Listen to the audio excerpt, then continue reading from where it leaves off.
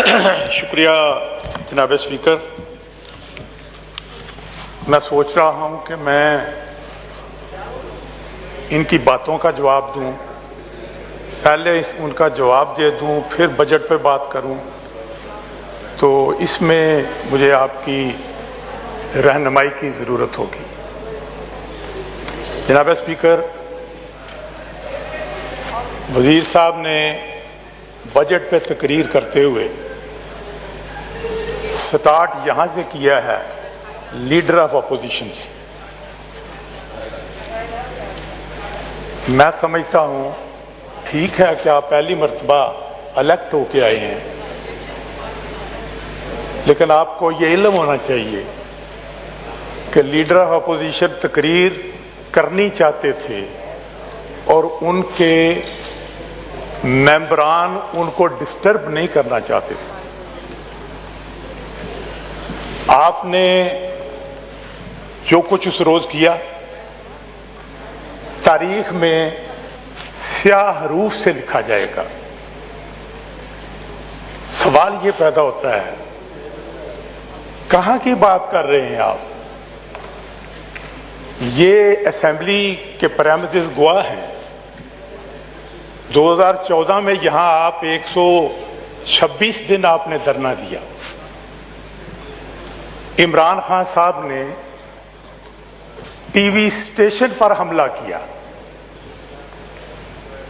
वजीर आजम हाउस पर हमला किया, कौमी असेंबली पर हमला किया।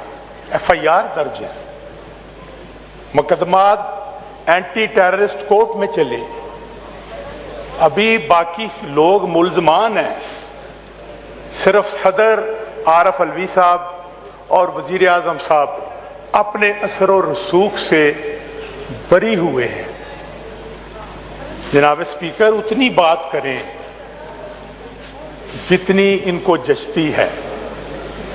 इन्होंने जो कुछ यहां पे किया, अगर आप इनको थोड़ा सा इन ऑर्डर ले आए तो आपकी बड़ी मेहरबानी। आपस में बातचीत ना करें जी बात जारी रखें आप। चौधरी मोहम्मद वर्जीस ताहिर साहब।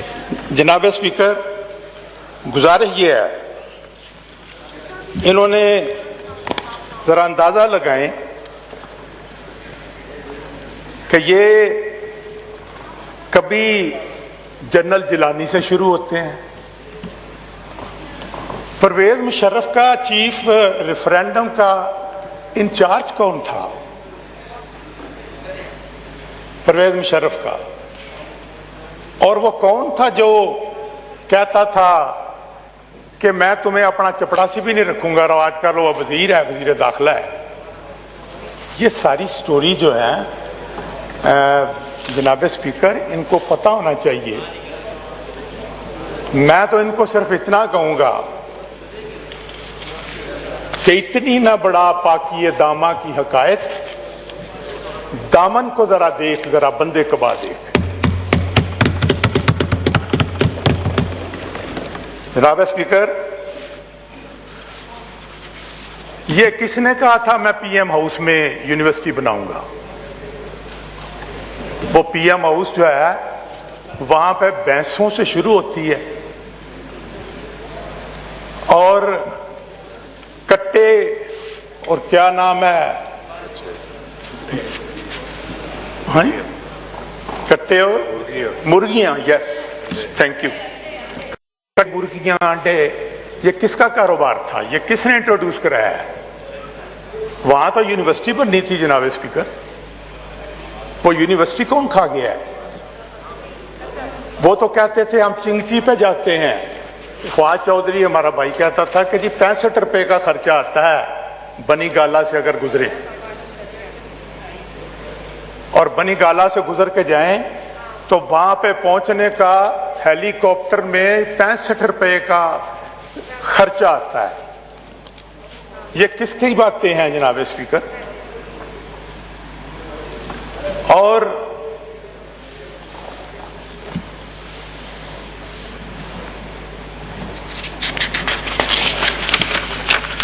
ये मुझे बताएं, गरीबों के घरों को तो आपने गिरा दिया। आपने कहा ये एनक्रोचमेंट है, गरीबों के घरों को गिराओ।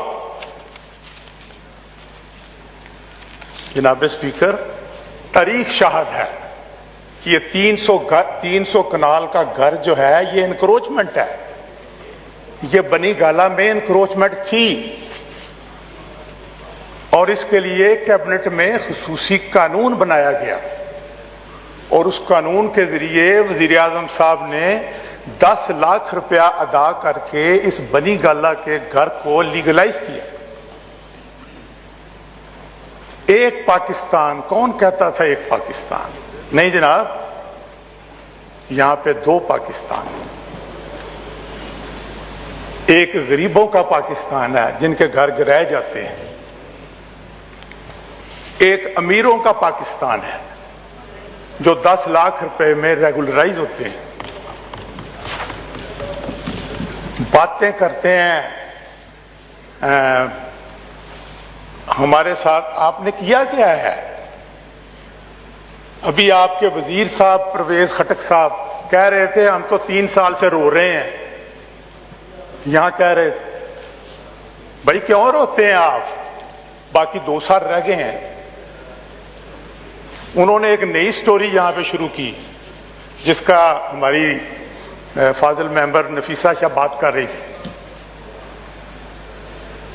हौसला करें, अगर आप अपोजिशन में रहे थे तो आपको कुछ सबक आना चाहिए था। वो कौन सा ऐसा कानून है जो जिसकी लाकानूनियत आपने नहीं की और आपने यहां पे इस असेंबली को असेंबली नहीं समझा? आपको याद है कि आपने इस्तीफे भी दिए थे और फिर आप इस्तीफे भी आपने तनख्वाहें भी ली थी। साल तक आप आए नहीं और आपने बकायदा अलाउंस भी वसूल किए थे। वो किसने वसूल किए थे? आपकी दास्तान बड़ी लंबी है। चूंकि आज बजट सेशन है जनाब स्पीकर, मैं इसको बजट तक महदूद रखना चाहता हूं, लेकिन इन्होंने ऐसी ऐसी बातें की हैं जिनका ना सर है ना पांव है। आपको अंदाजा नहीं कि कराची वाले लोगों ने आपको किस तरह रिजेक्ट किया है। अभी हाल ही में आप वहां पे 6 नंबर पे आए हैं। आप एमएनए का इलेक्शन लड़े थे, वहां पे सीट आपकी थी, वाडा साहब आपके मेंबर थे, वहां पे जिमनी इलेक्शन हुआ। कहां गई आपकी सीट? आपको पता नहीं है लोग आपको पसंद नहीं करते? आपको अंदाजा नहीं है कि आपके साथ हो क्या रहा है? और ये कब तक आप सिलेक्टेड बन के लोगों पे हुकूमत करते रहेंगे?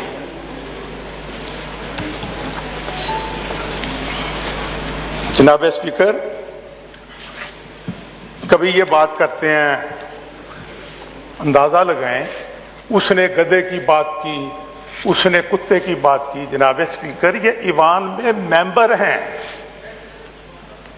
इनको एहसास होना चाहिए कि ये ईवान के मेंबर होके यहाँ पे मुल्क और कौम के मुफाद में बात करने के लिए आए हैं। इस तरह की लड़ाई आपने अगर लड़नी है तो वहां जाके लड़े। इस ईवान को बदनाम ना करें। इस ईवान में पहले ही बड़ी हो गई है जो आपने 15 तारीख को की है। जनाब स्पीकर, 15 जून जो है वो इस ईवान के अंदर, मेरी तो आपसे भी दरखास्त है, स्पीकर साहब से भी दरखास्त है, खुदा के लिए, आपके पास 4 स्पीकर हैं, फखर अमाम साहब आपके पास हैं, अयाज सादक आपके पास हैं, फमीदा मिर्जा आपके पास हैं, यूसुफ रजा गिलानी आपके पास हैं। इसके बावजूद आप ईवान चलाने में नाकाम है। ये ईवान किस तरीके से, अगर लीडर ऑफ अपोजिशन आप अगर मुवाजना करते हैं इमरान खान के साथ कि उसको तकरीर नहीं करने दी, तो इमरान खान को किसी ने गाली तो नहीं दी? ये कल्चर जो है, अगर ईवान के अंदर अगर कोई बात हुई है तो जनाब स्पीकर, जिस तरीके से इन्होंने बिहेव किया है, आप मुझे बताएं, आप जिस सीट पे बैठे हैं, अगर मेंबर उस सीट पे खड़ा हो आपको नजर नहीं आता? आप जिस सीट पे बैठे हैं, यहां पे वो मां बहन की गालियां दे रहा था, आपको नजर नहीं आता? मैं भी यहां बैठा हुआ था, लेकिन आपने जो 7 लोगों की लिस्ट दी उनमें वो लोगों का नाम ही नहीं था। मेरी आपसे दरखास्त होगी, खुदा के लिए इस ईवान को चलाएं। मैं ये समझता हूं, मैं 6 मरतबा इस हाउस का मेंबर बना हूं, अल्लाह ताला ने मुझे बनाया है, और मेरी नजर में 15 तारीख को यहां पे सिविल खाना जंगी जो है अब उसकी इब्तिदा कर दी गई है। पार्लिमानी सिविल खाना जंगी की बुनियाद रखी गई है यहां पे। इसका अंजाम क्या होगा, कौन जिम्मेदार है? वो लोग जिम्मेदार हैं जो इस कुर्सी पे बैठते हैं। आपके पास अख्तियार है, आप सार्जेंट आर्म को बुलाते हैं, स्पीकर साहब भी बुलाते हैं, आप कहते हैं इसको बाहर, यस आपके पास अख्तियार है, लेकिन जनाब स्पीकर ये जिम्मेदारी किसकी है? बहरहाल मैं इस बात को ज्यादा लंबा नहीं करता, इतना जरूर कहूंगा कि पहले पंजाबी में कहते हैं, अगर इनको समझ आती है, पहला अपनी मंजी के थले डांग फेर के देखो आप क्या कर रहे हैं। कोई अदारा आपने नहीं छोड़ा, किसी को काम आप नहीं करने देते। 4-4 मरतबा आप चीफ सेक्रेटरी बदलते हैं एक महीने में, आईजी बदलते हैं, ये आपके जाती मुलाजम है।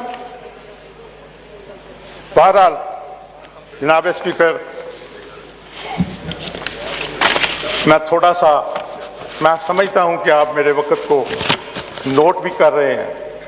मैं तो जनाब स्पीकर, ये बजट क्या है? ये मिनिस्टर जी आज फ्रांस मिनिस्टर साहब बैठे हैं, आज आए हैं,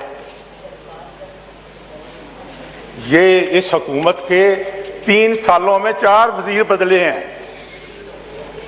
इन्होंने करना क्या है? एक वजीर असद उमर साहब आए, उन्होंने कहा जी ये मुस्लिम लीग नून करने में जीडी का जो 5.8% जीडीपी थी, पहले साल इन्होंने 2019 में 2.1 पे ले आए, दूसरे साल कोरोना आया 0.4 पे आ गए, तीसरे साल 2.5 साल तक तो 1.5 और 2 तक रही ये जीडीपी, लेकिन 2 महीने पहले 1,03.94 पे चली गई। जनाब स्पीकर, मिनिस्टर साहब बैठे हैं,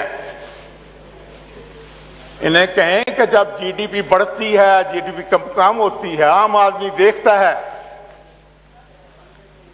कि इस वक्त मुल्क में गुर्बत जो है बढ़ रही है या कम हो रही है, और ये रिकॉर्ड पे है कि 2 करोड़ लोग जो हैं वो इस वक्त खतरे गुर्बत से इन 3 सालों में नीचे गए हैं। और वो जो 1 करोड़ नौकरी इन्होंने देनी थी और वो 50 लाख इन्होंने घर बनाने थे, मैंने तो वो 66 सफ़े की किताब इनकी देखी मिनिस्टर साहब की, उसमें तो किसी घर का जिक्र नहीं है, उसमें तो किसी आदमी को रिलीफ देने का जिक्र नहीं है। जनाब स्पीकर, उसमें तो 30-35 रुपए का किलो आटा मिलता था 2018 में। बड़ी तरक्की हो गई है, मईशत तरक्की कर गई है, और 85 रुपए का किलो आटा हो गया।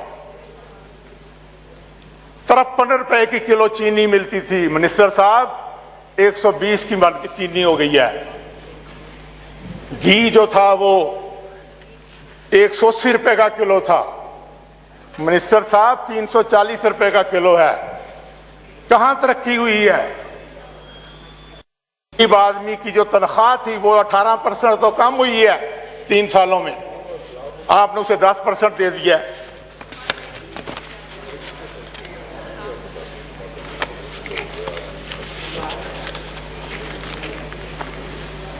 बहरहाल जनाब स्पीकर, अब मैं बजट की तरफ आ रहा हूं। महंगाई जो है वो 25% ज्यादा हुई है, और जो ये कहना था हम IMF में नहीं जाएंगे, हम खुदकशी कर लेंगे, जनाब खुदकशी तो किसी ने नहीं की।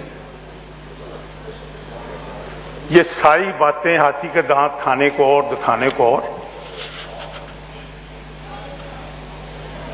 आप हैरान होंगे कि असद उमर साहब इनके इंचार्ज होते थे इलेक्शन से पहले, उन्होंने एक फरमान जारी किया। उन दिनों में हम 70 रुपए का लीटर तेल दे रहे थे, मुस्लिम लीग नून की हुकूमत। उन्होंने कहा अगर मेरी हुकूमत आई, उन्होंने मंशूर जारी किया, तो हम 40 रुपए का लीटर तेल देंगे, हम 1 करोड़ नौकरी देंगे, हम 50 लाख घर देंगे।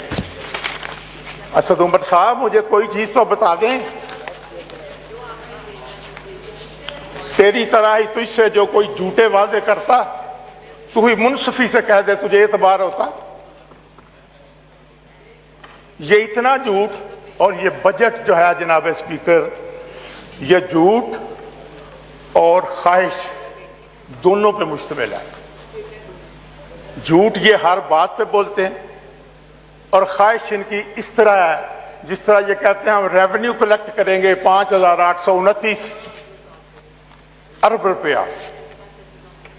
पिछले 3 सालों में 20% से इसका 20% जो है ये टोटल रेवेन्यू कलेक्ट कर सके हैं, और अब इन्होंने 24% जो है हम ज्यादा कलेक्ट करेंगे। और एक वजीर साहब हैं, इनको मैंने पिछली दफा यहां पे देखा, उन्होंने तकरीर की, उन्होंने कहा जी कि दिसंबर 2020 में हम यहां पे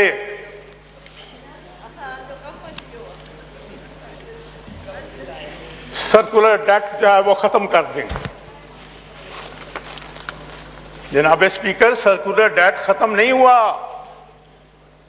इन्होंने तो 0 करना था, वो 3 गुना ज्यादा हो गया। और हम मिनिस्टर साहब ने अपनी जो तकरीर है उसमें कहा था कि इस सर्कुलर डेट को खत्म करने के लिए 7 साल लगेंगे।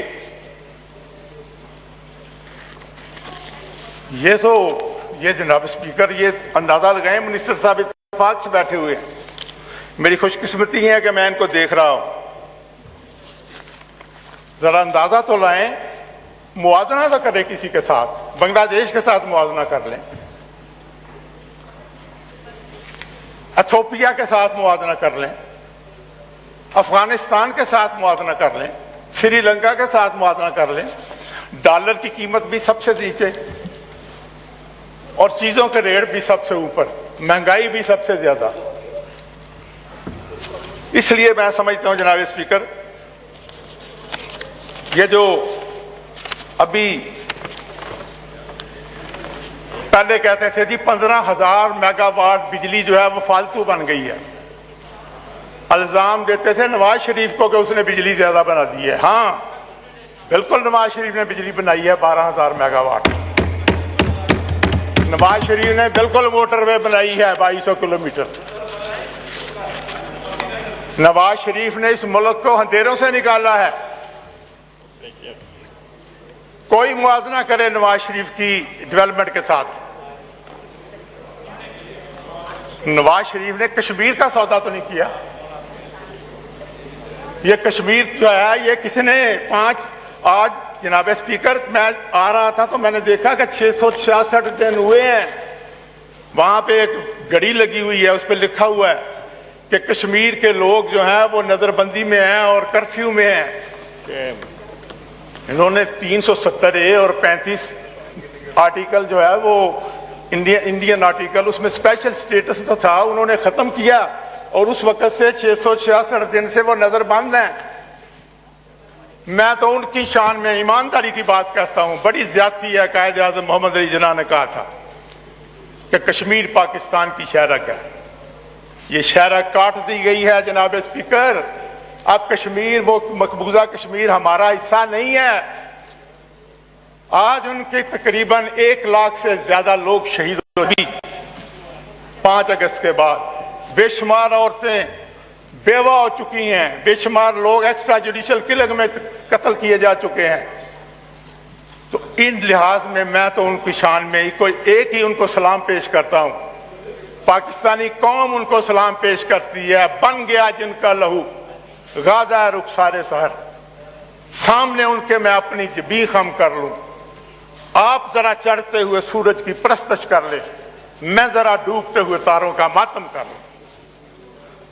जनाब स्पीकर, कश्मीरी जो है वह 666 दिनों से वहां पे बैठे हुए हैं, सवाए इसके ज़बानी यहां पे बैठे और बयान दे दिया। किया क्या है इन्होंने आज तक कश्मीरियों के लिए?